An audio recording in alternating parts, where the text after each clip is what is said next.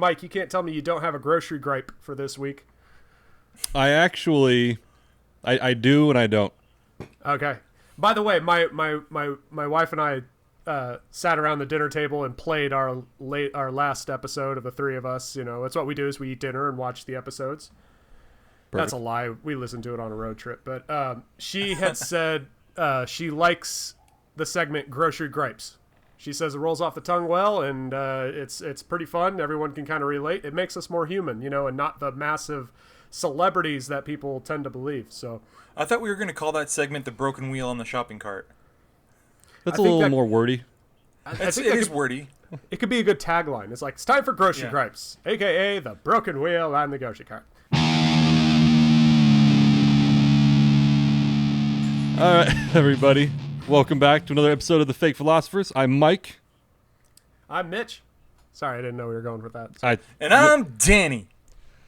See, his was fine. There you go. Our schedules were unaligned last week, so we took the week off, and now we're back. Yeah, I was in the mountains. It was fun. Yeah.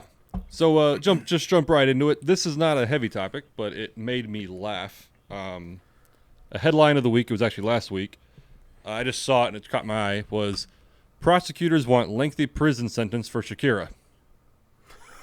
Oh, yeah. Okay, yeah. I just saw that, and of course, as we've learned when I started doing headlines, the headline is much more sexy than the story. Apparently the story, there's a tax fraud case against her in Spain because I forgot what years it was that they're claiming she spent more than 6 months living there, which makes you a resident, and so she owes taxes.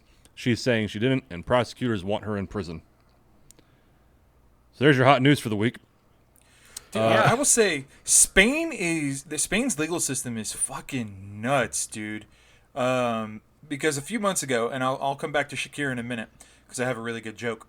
But a few months ago, Anthony Starr, the guy who plays Homelander on The Boys, he got in trouble in Spain, and they tried to fucking gut his ass for some I want to say it was like a petty, almost less than a misdemeanor type deal.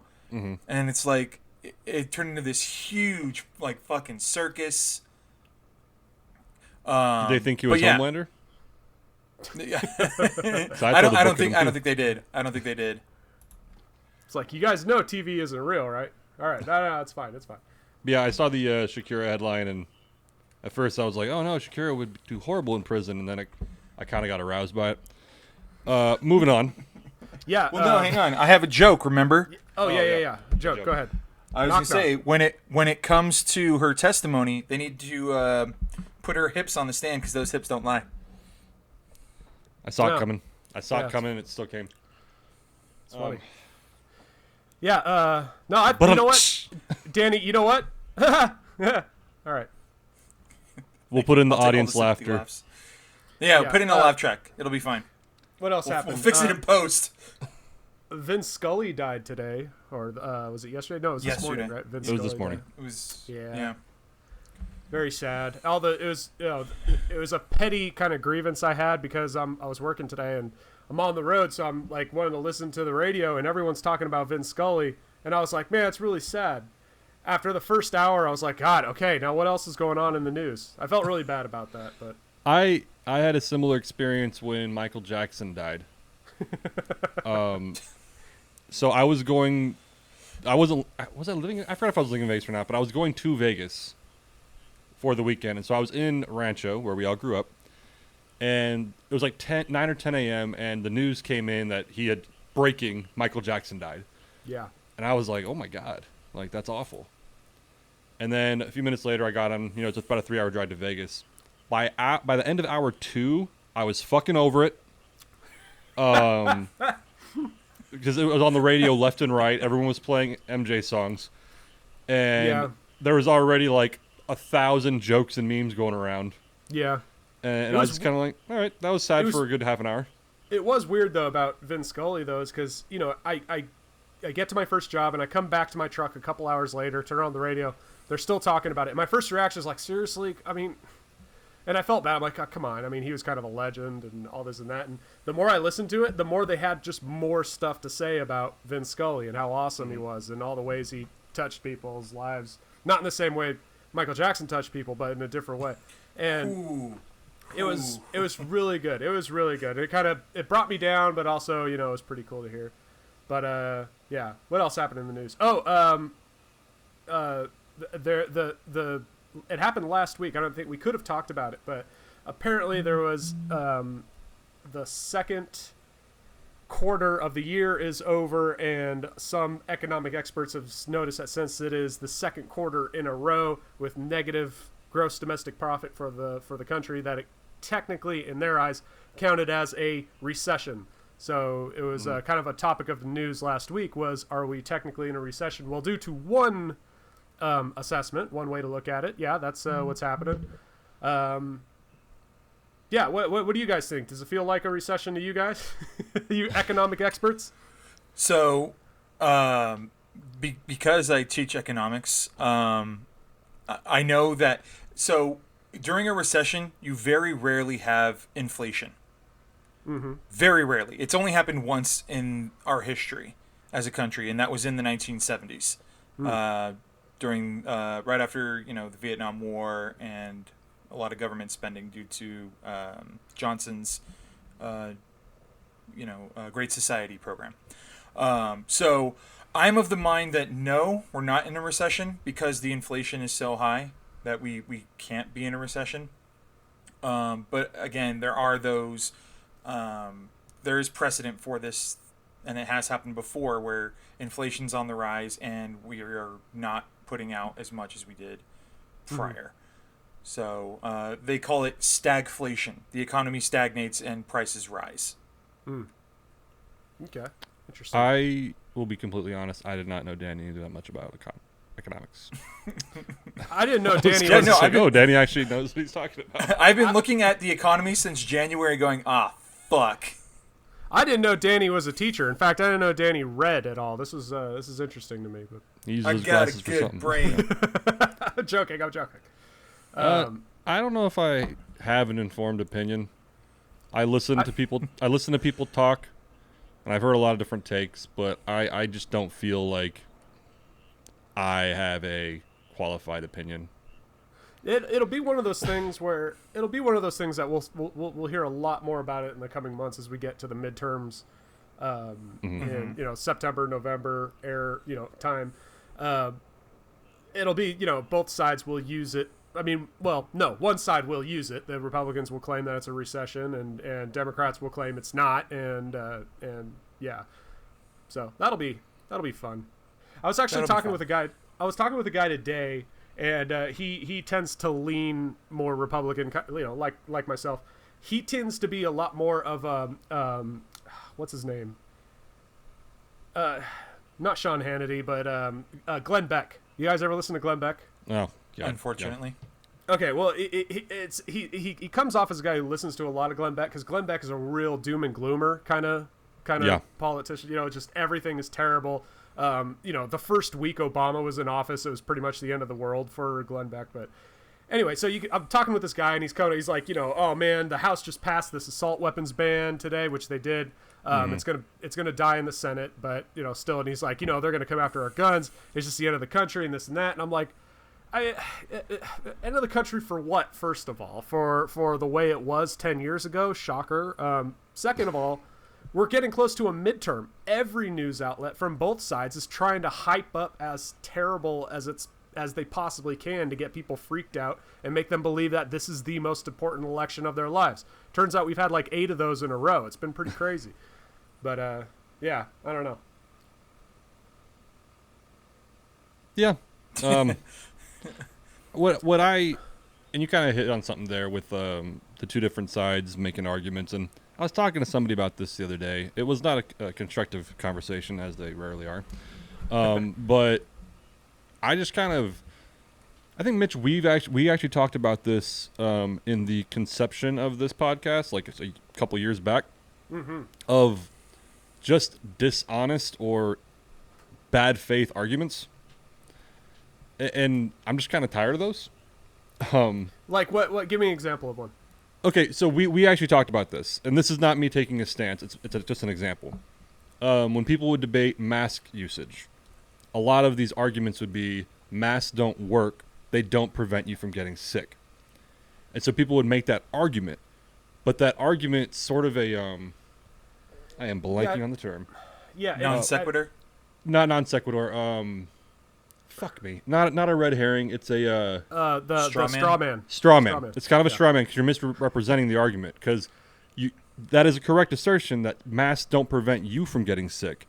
The purpose of a mask is to prevent you from spreading your germs. So the theory is that if everyone wore a mask, germs wouldn't be spread and everyone would be fine. Now, if you want to attack that or criticize that, that's fine. But when you say masks don't prevent you from getting sick, it's not an honest argument.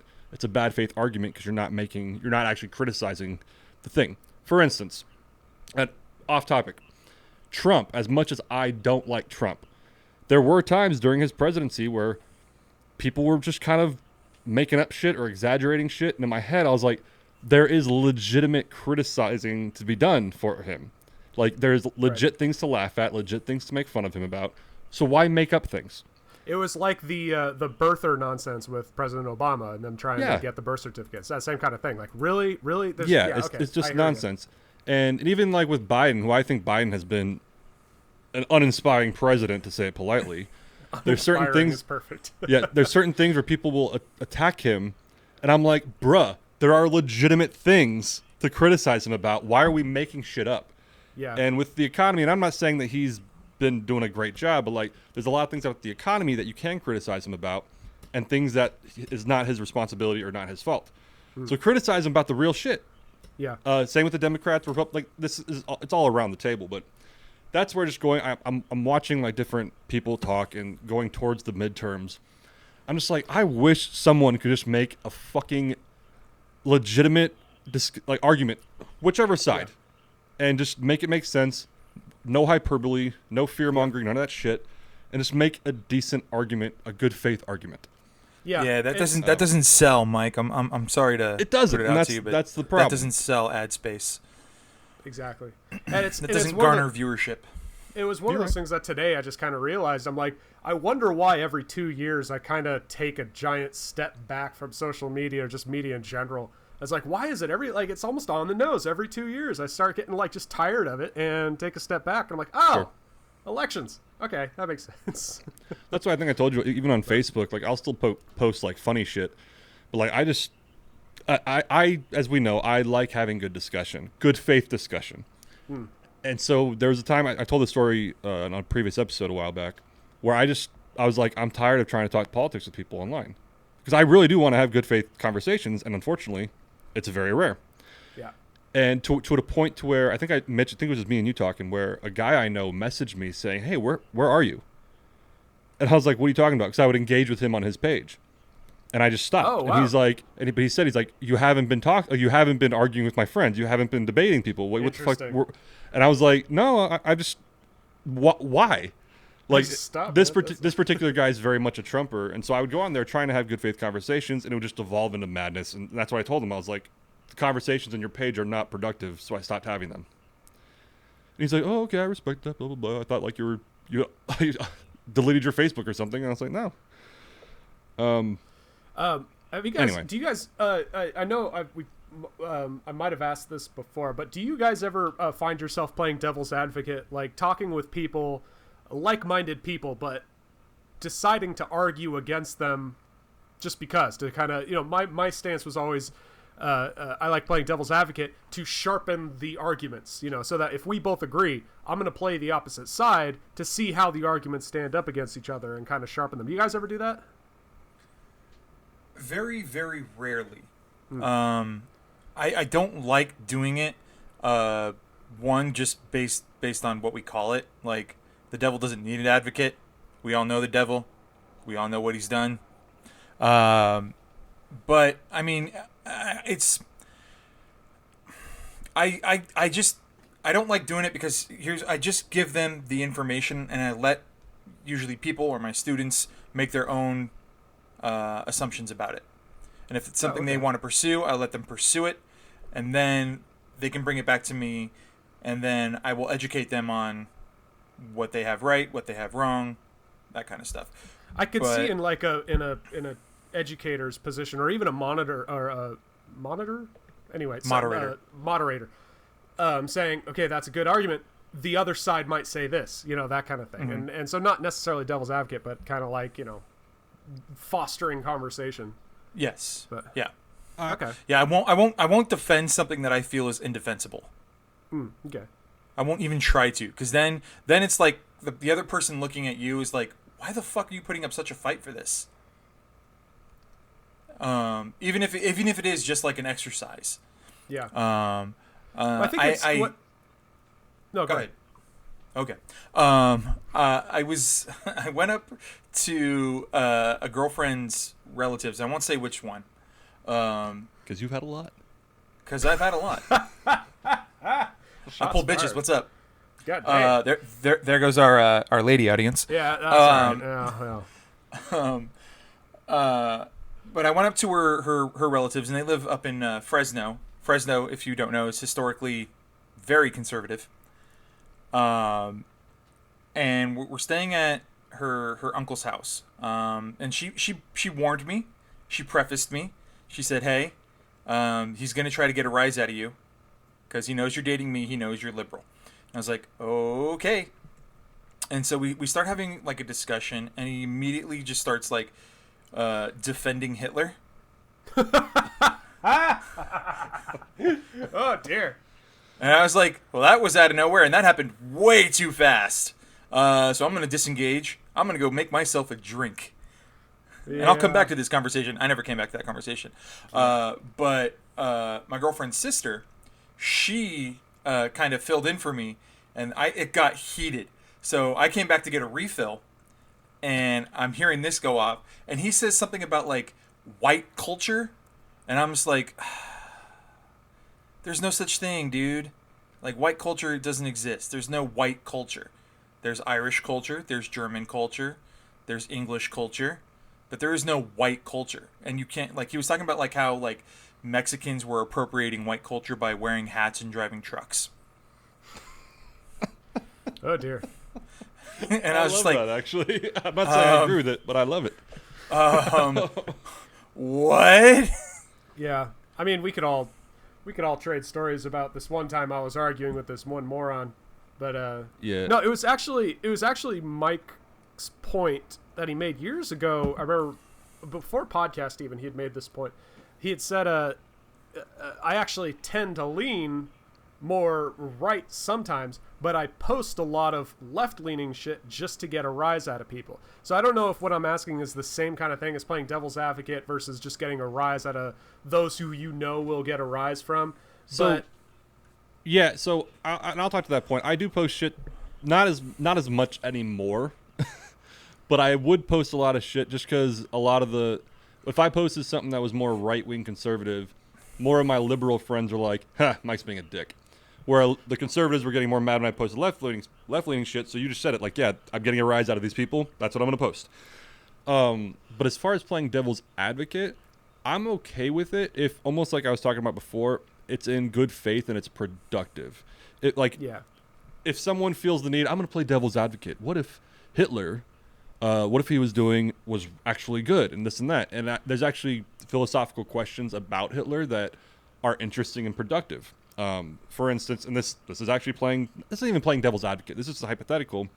I remember a philosophy professor I had brought up this argument of, if Hitler, hypothetically, in his heart, thought what he was doing was genuinely improving the world, does it make him a bad person? And then you go down this rabbit hole of philosophical concepts and morality and this and that. But it was simply an exercise on morality. It wasn't actually defending Hitler.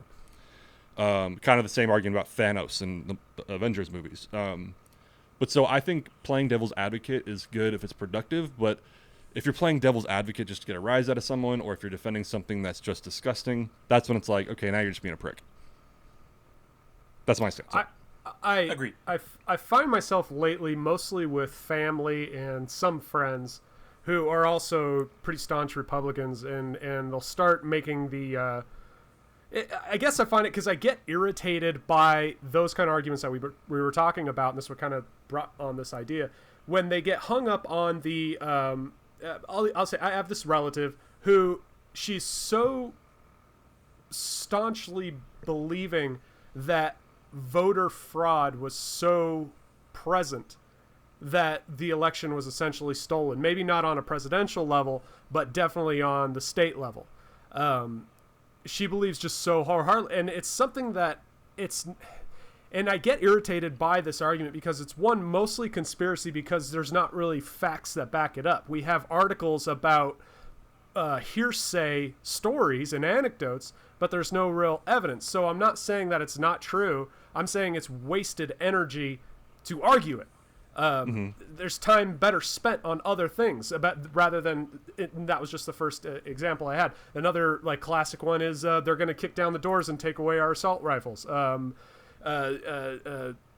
X, Y, third example, fourth example, whatever. But I find myself when I'm talking with people that I generally agree with, like, yeah, I do believe gun rights are under fire, pun intended. I think that it's a hot topic and it's worth talking about. But when I end up talking with other people that share my opinion, but they've taken it to a point of they're going to kick down the doors, we need to arm everybody, give the kids in the schools guns and all, and I'm like, this is so stupid. You're making us look so stupid. And I find myself arguing with them about their point. You know what? Not to interrupt you, but it's funny. The same thing happens to me all the time on a lot of issues. It tends to be the gun issue is 100% to where like I'm pro gun. And I think we talked about after that last shooting, me and you, Mitch, we had an episode where we talked about it. Right. And I kind of brought up to where I'm not against banning guns. I'm against trying to fund mental health care, like get that going. Maybe just a few laws to make it slightly more difficult for crazy people to get guns. And when I've made these suggestions to gun nuts, they call me a socialist. I'm like, I'm pro second, bro. Like, what the fuck are you talking about? And he's like, well, you're talking about putting more mental health care workers into schools and stuff. So, distribution of money, socialism. And I'm like, fuck's sake. Like, yeah. I remember you mentioned I'm off on a tangent, but here's the thing: if we start putting guns into schools, who's paying for those guns? Taxpayers. That's what we're talking about. Just when you go to that's socialism. That crazy side of it. But anyway, we're going off topic. But I will say too, and you touched on it, Mitch. Going back to the fucking devil's advocate, I do think because I'll sometimes play it on myself because I do think I like having contingencies. If I'm myself as well. Same. Yeah, so I agree, just it's not related, but like when I'm having people over, you guys have been when I've had people over, I like having contingencies. What if my wings don't come out good? Okay, I have backup chicken. What if the ribs don't come out good? I have backup pork. What if this happens? I have a backup. I like having contingencies. Yeah, right, yeah. So when going into certain topics, I might play devil's advocate with myself, be like, okay, so this is how I feel about it, but what if Mitch comes out with this argument? What if Danny says this? How can I respond to that? Are they correct? Are they incorrect? So I like having the contingencies in my head when it comes to some stuff. And so in that case, it's a productive case of devil's advocate. It's not just, nonsense. Yeah. Anyway. I mean, yeah, I think you're talking about the almost like practice, like any other instrument or skill. You practice your arguments. The three of us are always very conversation based. A lot of friends, they have their thing that they do. They either watch sports together or play games together. And we do a lot of stuff, besides. But one thing the three of us always find ourselves doing is talking and discussing. Sometimes, well, most of the times just agreeing with each other and retelling the same stories and sharing the opinions about the latest movies. But every once in a while we get into like real discussion. I wouldn't even say debate, but more just a compassionate argument. I think this because of that and whatever. And then we go home and think about it's like, oh, you know what? I should have brought that point. Next time I'm going to have this point. That was a good point he made. I'm going to do this and that. So I don't know. It's interesting. Very, very interesting. But yeah, I mean, I found myself a lot lately arguing with a lot of people on my side because their arguments are just so dumb and I don't like it. And it's like you're making us both look bad here, okay? And I'm going to argue with you so that you stop saying this stupid shit. And and I know in the back of my head they're going to be like, "Oh, he doesn't get it. I'm going to go to my other friend. Hey, that guy over here, he said he doesn't think that they're going to kick down our doors and take our guns. Oh, they're totally going to do that. Now there's two of them." And Well, and there's a lot of that, like cognitive dissonance and all that stuff. I still remember there was a to pick on Ben Shapiro for a moment. He was being interviewed by think Rogan. Leave Ben Shapiro alone. But he was being interviewed by Rogan, or he was interviewing Rogan. It was the two of them, and they were talking about self-agency, kind of like if you grow up in a bad area and you become a criminal, is that the fault of the environment? Is it your fault, etc.? They were just debating it. And I remember Rogan, and this is not necessarily insulting Shapiro, but like Rogan was just crushing him, pretty much saying like, no, if you grow up in a shit area and you have this, this conception of the police, you have this conception of life, and you're going to grow up differently. Like, you're going to have this different worldview. And he, if you agree with him or not, Rogan was just crushing every one of Shapiro's arguments about self-agency, regardless of where you're from. And at the end of the discussion, Shapiro straight up said like, well, yeah, but I still think self-agency is like the way to go. Even though he was admitting everything Rogan was saying was correct, he still at the end of the day was like, yeah, but I still believe this. Yeah, I found myself doing that a lot. I mean, I find myself doing that a lot, mostly with movies. And I'll be like, yeah, you make a good point, but that movie's terrible. But I think everyone does that to some degree. It's like, yeah, you make some good arguments. I still kind of agree. I'm going to have to think about it, So I don't think it's fair to really, I just that particular example came out. I remember. Yeah. No, but it's an interesting thing because I think I've personally done that a lot with a lot of heavy-headed discussions and topics and stuff too. So I've really tried not to. I know everyone's guilty of it, but I've really tried not to where if there's new information being presented, your view on the topic should, even in the slightest, change.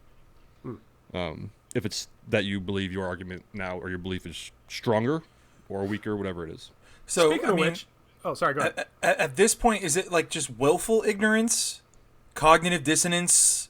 I mean, it's you're hearing new information, you are seeing the facts, and you're still saying, no, that's not for me.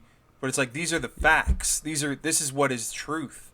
And you're still I think it depends on the topic. It's the fallacy to think that you're going to change someone's mind in a discussion. It's never going to happen. You can present them with all the facts, and they can accept another worldview, but for someone to truly change their mind is something internal that they have to do, and to have the wherewithal to say, I see all your points, I still believe this way. A mature person would say, I need to think about this. Let me go back to this. I'm still believing this, but I'm going to have to think about it. And, it's stubbornness. I think it's a mix of a lot of stuff that you described. But, and again, it also depends on the topic. If you're a conspiracy theory minded person, there's the concept, I think there's a term for it where, this actually, you're talking about the election, Mitch. Some people have made this argument to where they're like, it was obviously stolen. No way Biden beat Trump. And someone's like, where are the facts? There's no proof of that claim. And there are people who are like, exactly.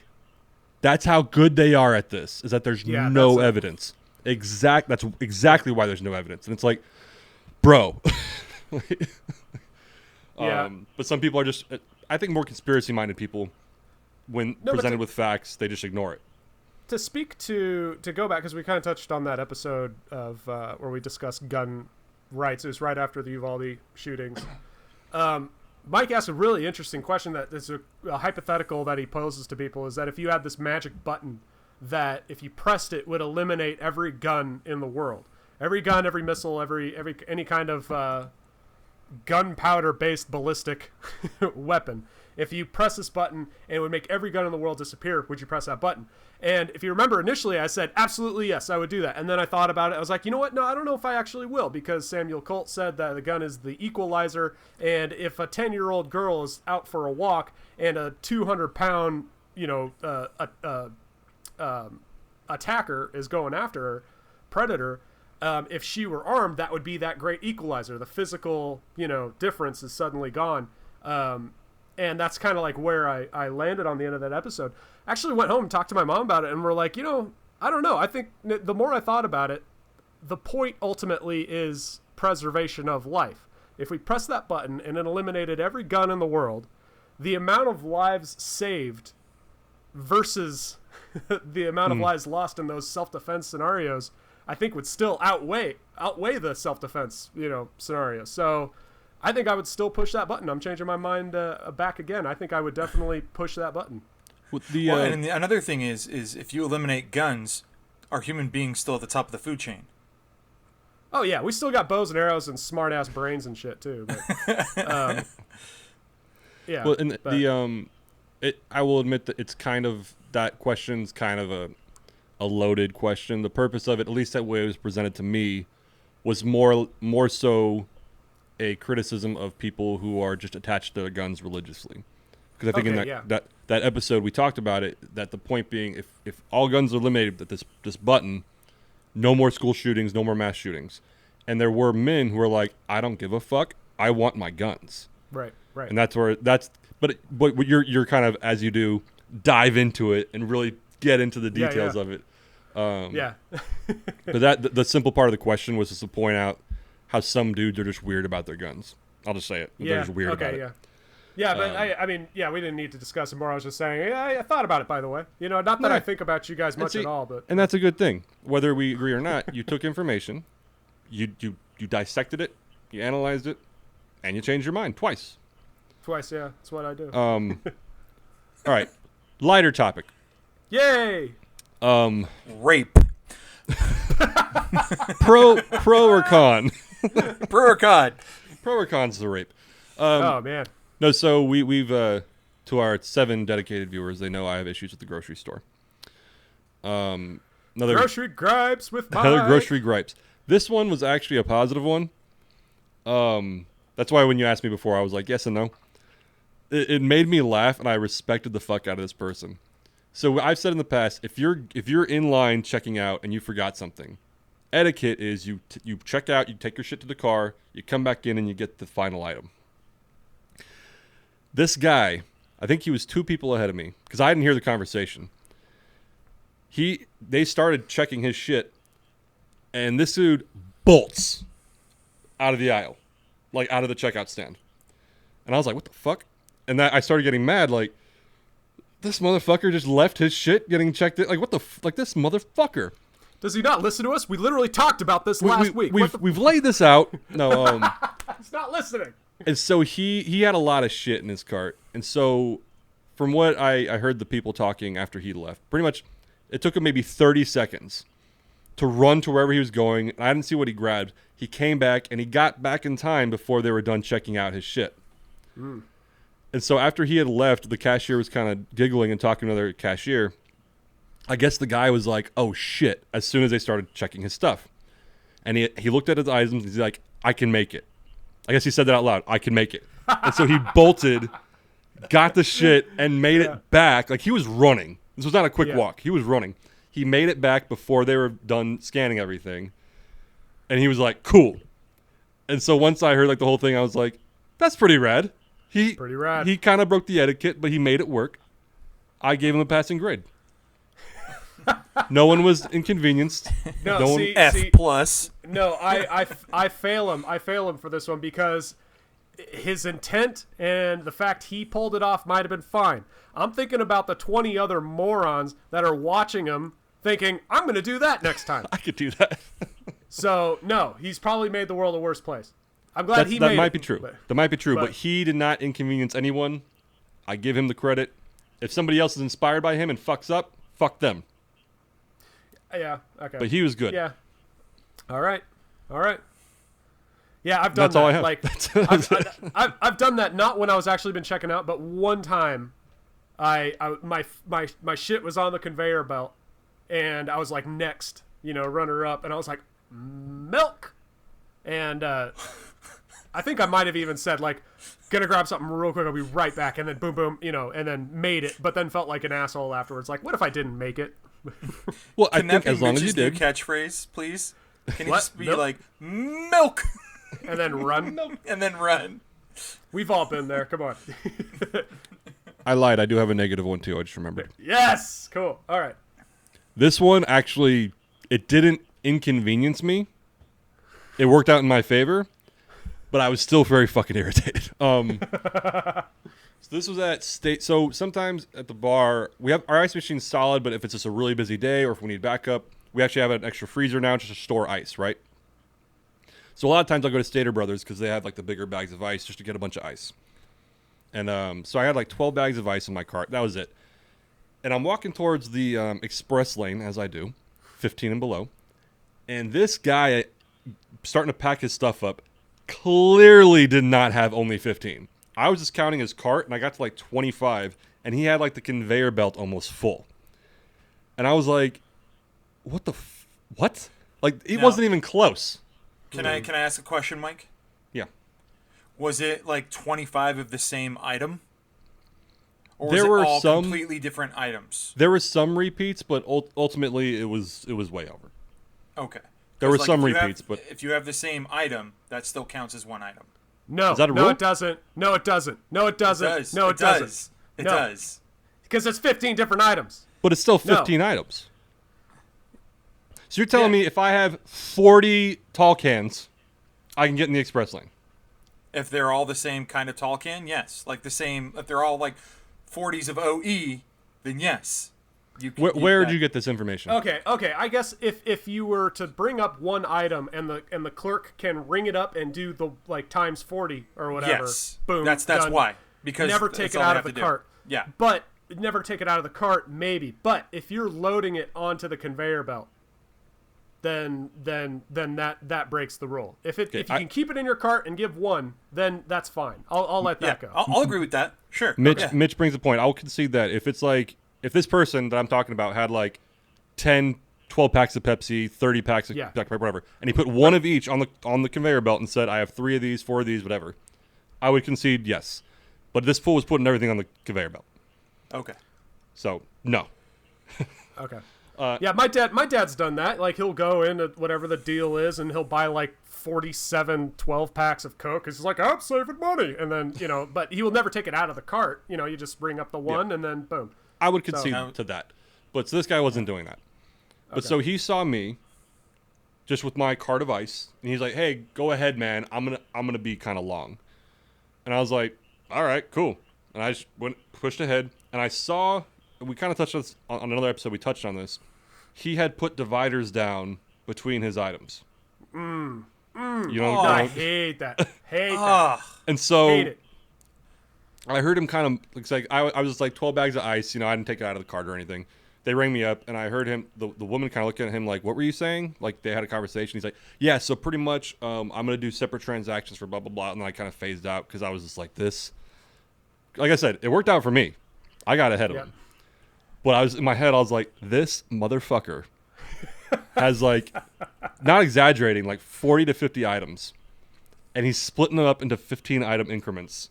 Yeah. So he could get in that lane. I was like, loophole. I was like, fuck this guy. Fuck this guy. Yeah. I mean, just do one transaction. You slow it all down anyway. Like, everyone knows what you're doing, bro. Yeah. Like, Yeah. It's you're not some like stealth genius for doing this. The one time I think that pissed me off more was when someone put down the divider on their thing. It wasn't in the express lane, but this lady in front of me had like a basket full of stuff. So did I, so I didn't care, but it was like a basket full of stuff. But she had divided it into 2 sections on the belt with the little divider in the middle. And I noticed on the one side, the side that was going first had all the food, essentials, whatever, and all the stuff in the second one had alcohol, just all alcohol and candy, junk food, shit like that. And I thought it was pretty curious. I'm watching her. She paid with a card. Realized later it was probably an EBT card or something for all the food, and then paid cash for all the alcohol and all that. And yeah, that bugged me. That bugged me a lot. Yeah, I've done that. Like if I'm doing a store run for the bar and I'm getting some extra shit for myself, I'll split it up. Like, okay, I'm using the company card and this is my personal card, so I could see that. Where I thought you were going with, and this is actually, I've seen this and it pissed me the fuck off too. And I'm not trying to judge people, but like, sometimes coupons are like half off lemons, but you can only use it one time. Yeah. So people literally will separate their transactions so that they can use 3 different coupons. That's where I thought you were going with it. Yeah, that bugs me too. I've seen And that. so I've seen that happen, and I'm just like, Jesus Christ. I was like, come on, man. Yeah. Just use it next time.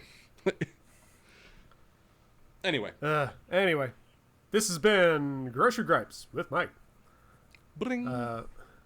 Trying to make the world a better place through grocery etiquette. We can all be a lot more efficient, people, if you just look up and around sometime. Look around at other people. There's other people there. Holy shit.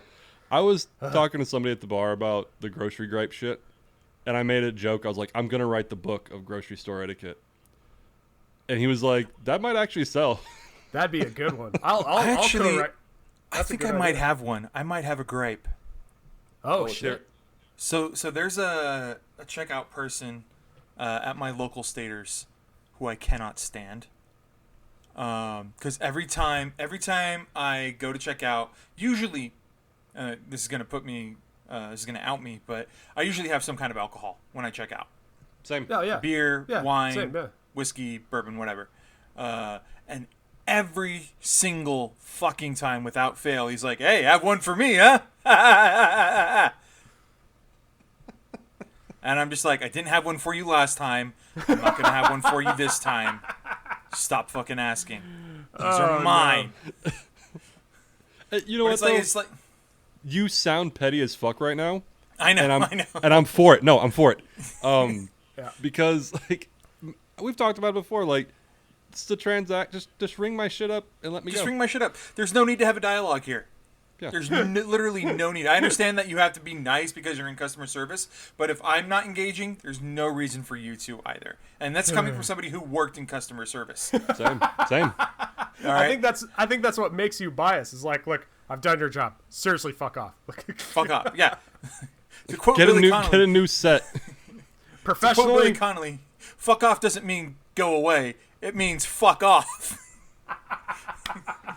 You're right though. So there's a guy at the Vons I go to. He's not a bad guy. He means well, but like he always wants to talk. Like so I got LASIK and he happened to notice I don't have my glasses on. So he started asking questions. He literally was like, I was like third back and he was like, "Hey, how many fingers am I holding up?" I was like, 2. And he's like, "Oh, you get contacts?" I was like, "I got LASIK." He's like, "Oh, LASIK. I heard all about LASIK." He starts talking and I was like, Here we go.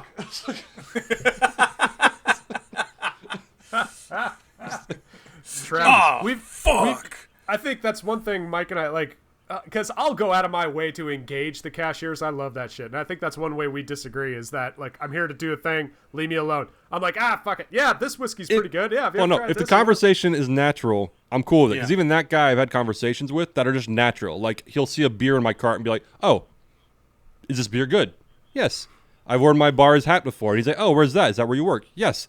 That's fine. Just going into a rant about sorry, I interrupted you. Go on. Sorry. No, that was it. You're right. Anyway, okay. Well, grocery gripes. I'm trying to remember if I ever had a cashier that pissed me off. I don't think so. I've gone into like I get really mad now when I give my ID when I'm carded. Like do you have buying alcohol? They ask for my ID, and they hold it up. And they're like typing shit into the and they're like checking it and they're doing it and I'm like, really? I was here yesterday buying alcohol. Come on. Like You rang me up. No. I haven't been carded in like 15 years, so fuck you. I am very Sucks. rarely carded now. I'm at that point in my life where I'm happy when they card me. Yeah, that's what I'm saying. I'm For how much- that many years old. for how much time I spend in the sun, I should not be carded that often. I guess I'm just blessed. You look I will. young. Okay. You're gonna hit a was in- point, Mitch, and everything's just gonna like start falling off of your face. I know, but I'm taking pills to keep that at a slow pace. But no, yeah, I was I kind of had a grocery gripe, but I know we've talked about it before. People who don't corral their kids when they're in the store. I was in a Anywhere. In general, right? In general. So that's why I didn't think Yeah. it really qualified as a grocery gripe because I was in a store, I was being rung up, and these little bastards were running around like grabbing my stuff after the checkout, like, and they're over in the bagging area messing with it, and I'm like watching them, making sure they don't walk off with stuff, but I'm like, where's your parents? Yeah, but yeah. There's a They're kid, like, some years ago, some kid that was like in line in front of me with his parents, like walked back to me and like punched my leg and walked back, and I was like, "The fuck? what I the was hell like, just happened? Yeah, I was like, what the hell? Like, you want to get wrecked?" yeah. All right, something similar kind of happened to me. I was at Starbucks when I was working there, and I was on my break, so I was having a cigarette and this little girl who's just wandering around, no parents to like around or anything. She's walking around. She sees me. She looks me dead in the eyes and just goes, "No!" and then just leaves. Whoa. I thought she was going to ask you for a cigarette. Go away. Don't talk to people you don't know. You don't know me. Go away. You got stranger dangered. But, like, for first, this is amazing. Danny's Little girl out there with tilted you. Little Danny's out there with a cigarette, like, stranger danger, help! Yeah. Somebody get this fucking thing away from me. I need an adult. I need your adult. Where's your adult? I do have one. I'm not sure if I brought this up before. In the news segment, long ago things that still bother me. I think I was like 13 or 14. We were at a minor league baseball game. I forgot where we were. It wasn't Probably Quakes in Rancho. Quakes. It wasn't Quakes. It was when, because we used. I'm not going to go into the whole thing. We were like in San Bernardino or something. Anyway, and so I have a Coke, and I'm sitting there. We're watching the game, and there's like a family, maybe 5 seats down. Minor league stadium, a lot of open seats, and their little kid is like, they're probably like 3 or 4 years old, probably 2 or 3 actually. Anyway, he's like kind of running up and down the aisle, whatever, and it's like, cool, you're a kid. And he comes over and he starts drinking my Coke. Oh, yeah. And so I kind of look at it and I was like, And the kid runs back and I was like, and I kind of look and the parents didn't see it happen. I was like, I can't get mad at them, whatever. And then the kid runs back and does it again. And I look over at the parents and they're watching the kid. And so even as a 13-year-old, I like looked at the parents like, to those listening, I'm doing like the gesture like, excuse me. What the hell? Get your kid. Yeah. And so the kid runs back and the parent was just like, yeah, sorry. And the inner voice was like, buy me another Coke. Like, what are you doing? Go buy me a fucking Coke. And I think I said something to my dad, and he was like, I'll just go get you another Coke. Don't worry. Don't bother them. I was like, what they don't know is Mike's dad later beat that kid and that family to near death. Yeah. In the parking lot. You know what I would Mike do? was enjoying his second Coke. The point is, it still bugs me when I think about it. Yeah. Here's something for both of you to keep in your pocket, because I just thought of it. Like, what if a kid did that to me and the parents saw it and they're like, sorry, whatever. I would go over after, like, when the game's ending, and I'd go over. I'd be like, hey, I haven't flared up in a couple months, but you really should. I mean, I don't. It's probably fine, but you should probably get them checked or something. But like just to good. ruin their night. Don't even say what it is. Just be like, I haven't flared up in a couple months, but you should probably get them checked out. Okay, bye. Flared up. What? I mean, thank you. No, I mean, I have a slip thing. It was an old girlfriend. It doesn't matter, but like I said, it hasn't flared up in months. But you might want to nip that in the bud. So that'd be great. And they're like, "What is it?" Like, I don't want to talk about it. I don't have to tell you, sir. That's too much. Get out of my business. You're violating my HIPAA rights. Yeah, just to ruin their night. That'd be great. I thought you were gonna go Bill Burr and like walk over and pour the Coke on the kid or something. I don't know. No, I'm not a psycho. I go over there and I'm gonna take the dad's beer, drink it, and be like, sorry. That is a segment I could probably go on multiple episodes and have something of things that have happened when I was younger that still bother the fuck out of me. Yeah, dude, that is utterly, that is so disrespectful and just so like fucked up. Like, yeah, all you can say is sorry. Like, the kid's not at fault at that point. No, it's not. No, it's not the kid's fault. Yeah, I 100% agree. Kid don't know any better. Well, you do. At the very least, Danny, you remember at our friend Corey, his bachelor party, went to that soccer game in Portland, and his brother, not on purpose, spilled some of his beer on the woman in front of him as he was trying to walk. And granted, we still give him shit. Like, he didn't really do anything. It wasn't just some. He spilt half a beer on that poor old lady. But he was kind of just... Was this the guy I met at that arcade thing we did? No. Different brother. Oh, okay. Different brother. Yeah. And so he kind of just stood there like, sorry, and went on, and all of us were like, the fuck is wrong with you? We're like, get her a fucking napkin! All of us were like, verbally, visibly roasting him in front of the woman. We're like, what the fuck's wrong with you, bro? Blah, blah. So at least, like, we all got napkins. We all, like, got stuff to help her. Like, we did something. Oh, no. We didn't just go, all right, well, my bad, and walk away. Well, he did. But, yeah, don't fucking kid drink my drink. What if it was a beer? Yeah. Yeah. What if I was an adult and that was beer, and your kid's not drinking my? Oh, I'd been fucking mad because beer is so. Anyway, Yeah. the price of beer now. That's my point. With the price of beer these days. The price of beer is too goddamn high. Don't you know we're in a not recession? Come on. Stagnation. Stagflation. Yeah, we're in a Stagflation. stagflation. Go explain stagflation to that kid. I mean, he's probably one of my students now, so. I would not doubt it. I would not doubt Oh dear. Yeah. Well, I did have a topic, but I think we could save it for another one because it's running kind of late here. All right, 52 minutes we're at, but it's a yeah. What do you guys think? Yeah, I got a quick one that's pretty easy. All right. Yeah. Recent dilemma. So, I don't like changing barbers or salons. I don't like doing that. It's one of those things I get comfortable with somebody, and if I have to change it, it's anxiety, blah blah blah. So since I moved a year and a half ago, I've had to change my barber a few times in the last 5 years. But anyway, there's a barbershop down the street. I was like, cool, this is my permanent residence. I'll go to this barbershop. And it's kind of a weird thing. Like I don't like men cutting my hair. I don't mind if a guy like gives me a shave, but for some reason I like women cutting my hair. I don't know why. So this barbershop, I'm scheduling online, and there's a woman barber. I'm like, cool. So I pick her, meet her. She's cool, cuts my hair well. I'm like, cool. So a couple weeks ago, my hair was getting out of control. I go online. I wanted like that day because I didn't have any other days I could go. So I went on their website to book, and the one that I always go to is not available. She said not available on that day. I was like, shit. So I look, and the other chick barber they have is available at like 3. And I was like, all right, like I don't know her, but I need my haircut today. So I book with her. And so I go in, 245, 250, and my barber, the girl I normally go to, is there working on somebody. So there was an error on the website, whatever. I actually heard somebody say to her, like, hey, I thought you weren't working today, blah, blah. But so I was like, okay. And I got LASIK. I didn't have my glasses on. I only go like every 3 months, so it's not like I'm there all the time. So she doesn't really say anything. And then I go get my haircut with the other chick. And then during that haircut, she does say something like, what's going on to me? Like, not in a mean way, kind of just giving me shit, you know. And I was like, yeah, the website said you weren't available, so I booked this. Like, I don't know what to tell you. And she's like, okay. Like, she's like, you're not the first person that said that today. That's weird. So the other chick finishes up.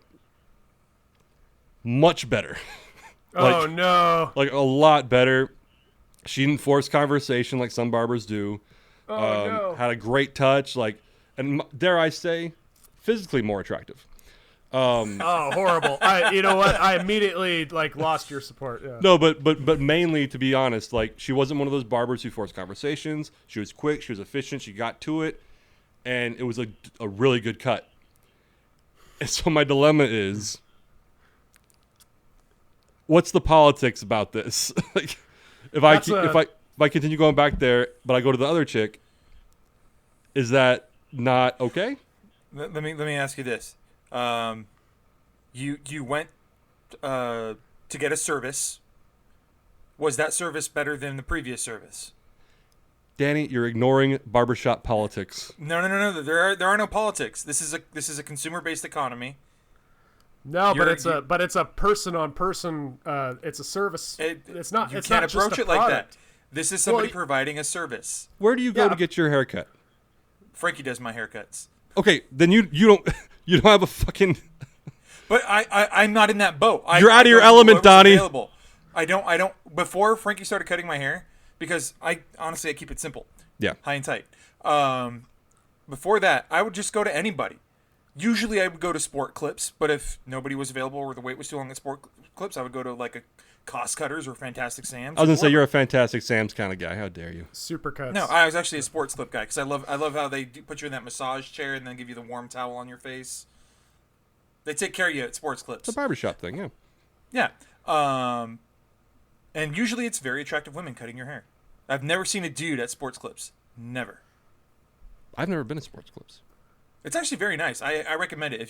The next time you need a haircut, go to Sports Clips. Check it out. I went to Fantastic Sam's once as a teenager, and they fucked my shit up. I don't know how. Yeah, I've had a couple horrible experiences at Fantastic Sam's. No, but that's why it's one of those things. That's why I like having someone that I know. I'm comfortable with. Person you go to, yeah. I could trust them that they're not going to fuck up, like you and Frankie. No, because what happens if that person that you do trust fucks up? Well, then there's a conversation to be had. Yeah.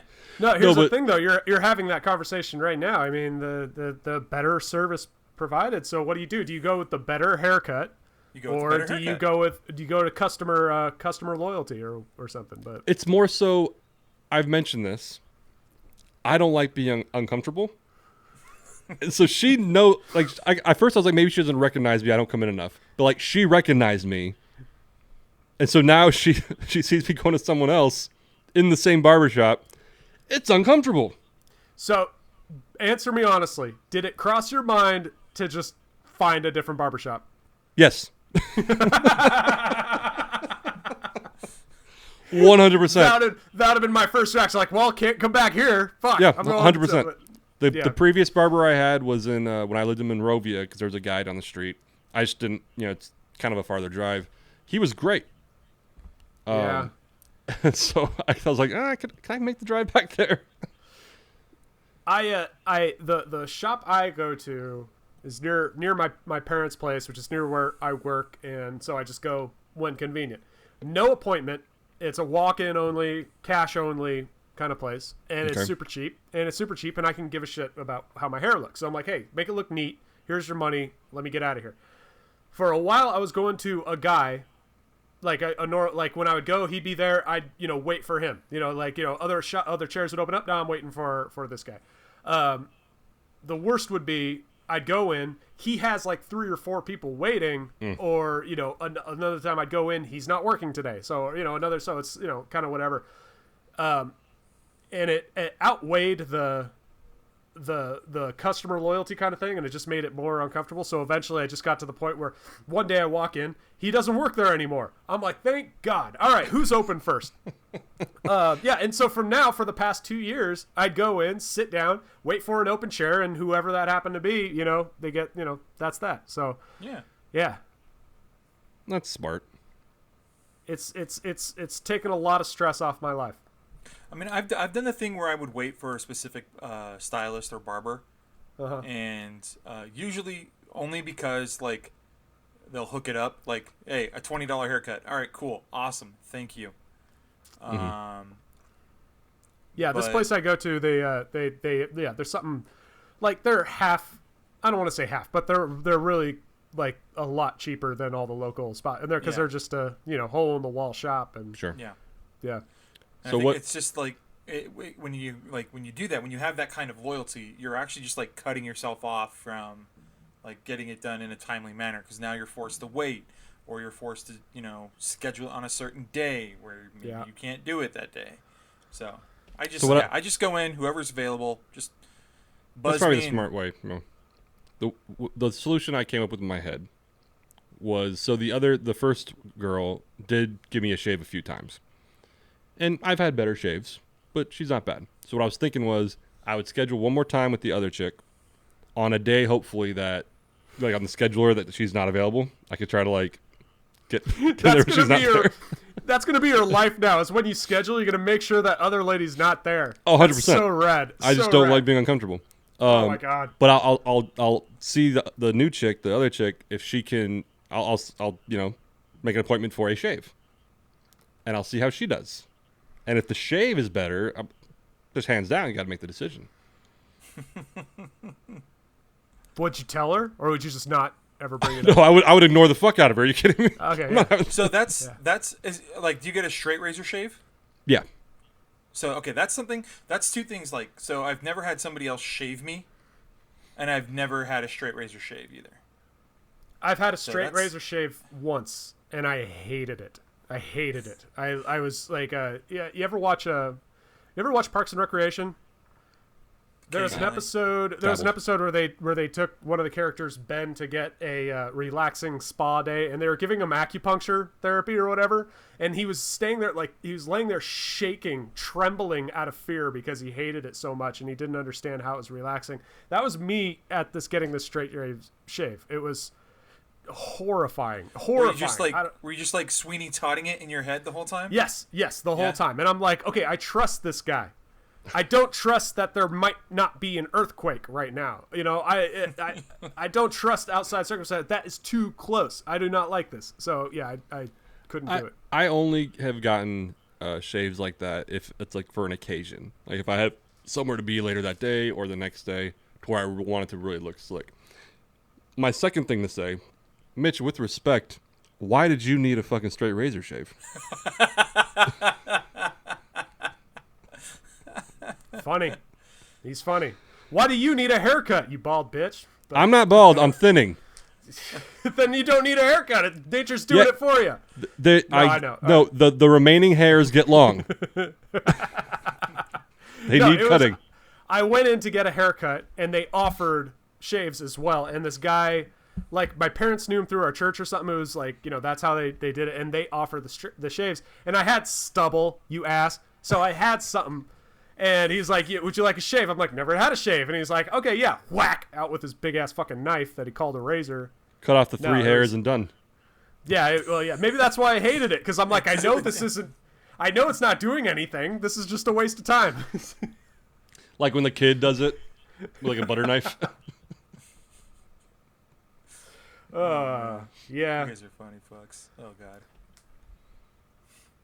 Yeah, I like to tell myself that my facial hair is getting better, that it's starting to grow in more, but you know, no. It's, dude, I like having my beard, but at the same time, sometimes I'm like, I wish I don't. I hate having my beard. Yeah. But at the same time, my face is too fat to not have a beard, so. Mine might be too. That's why I have a beard. It's just it's exhausting having to fucking. I used to like shave all the time, to like keep it clean, and to me that's why I was like, fuck it, I'm just gonna have a beard. It's hip, right? I just have an electric, you know, one of those electric shavers that I zap my face every couple days just to keep it clean, and then that's that. If I don't shave, like this last weekend I went camping, and so I was about 3 or 4 days away from, you know, shaving, and they're damned if there wasn't, you know, some stubble. I gotta say, I was pretty like some stubble, Mike. You know what? I gotta a little bit of peach fuzz. 4 days in the woods and came back. I shaved yesterday, Mitch. I shaved yesterday. Mitch is a natural Grizzly Adams over here. Yeah. Grizzly Adams did have a beard. Yeah. No, it was yeah. I mean, it's one of those things. Like my dad, same. His dad, the same. Just couldn't do it.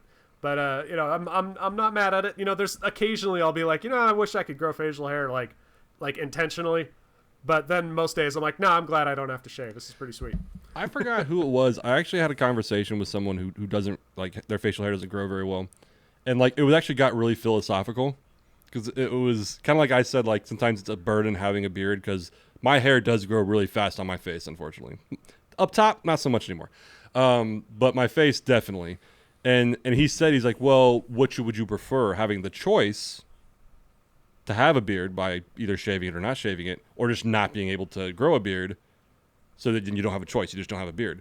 And all of a sudden we get into this philosophical conversation about choice and like all this shit, and it was just kind of funny. Like, and even we were like, how has this conversation gotten this deep? Yeah, facial hair is very important to men, apparently. You know, apparently. Yeah, no, I'm the opposite. My hair on top will grow fast and thick like crazy, but my face, no way. Yeah. Well, let me clarify. I'm thinning, but it still grows fast. Oh, I know. No, I noticed when you got a haircut because it's a bush up there, bro. It sticks out from under the hat. It's like weird. When the sides, when I'm wearing the hat and the sides start curling up, like if I could see it on the ground in the shadow, I'm like, okay, it's time to get the fucking haircut. Yeah. I only shave because it's like it starts to get itchy, and I'm like, this is annoying, and then I shave. Yeah, I fear that. Yeah. All right. Good deep shit, guys. Good philosophical shit. Yeah. Hair. We might want to edit out that last 15 minutes, but I'm afraid to cut my pubes because what if they don't grow back? Good. You're smooth. You're smooth like a Ken doll. I'm more horrified of like a sandpaper situation. You know, that's no fun for anyone. Do you not moisturize? No, I mean if I shave and then it just like grows back a little bit, so it's just that rough kind of, you know. He's got that UFC thing. stubble. Yeah, yeah. That's. You're just cutting. Oh shit! What if? Yeah. What if, like, I'm thinking MMA and like dudes rolling around on the floor now. What if like they shave their legs, but like a month early, so that when they get in the ring, they still have like the pricklies or whatever. So when they're wrapped up, and it's like kind of like a, it's kind of like when water polo players like grow out their toenails and shit, that kind of thing. Yeah. It's an interesting weapon. If I were going into MMA, I would not clip my toenails. I would not clip my fingernails. I wouldn't shave my beard. I would get the stubble going. Yeah. Yeah. I wouldn't get into MMA. I'd be a walking weapon, dude. What, Mike? What? I said I would not get into MMA because I don't want to fight people. Oh, yeah. Because I don't like confrontation. I get my ass kicked. I can't fight. That'd be a fun deep fake to film. Is Mike in an MMA, like in the ring, just standing there in like what he's wearing right now, like doing the John Travolta. Exactly. No. Fuck Yeah. that. Anyway, on that note. Yep. Thank you on for that, listening or watching. Interesting. Yeah. Bye, guys. Thanks, guys. Nice talking with y'all. Thanks, all 7 of you.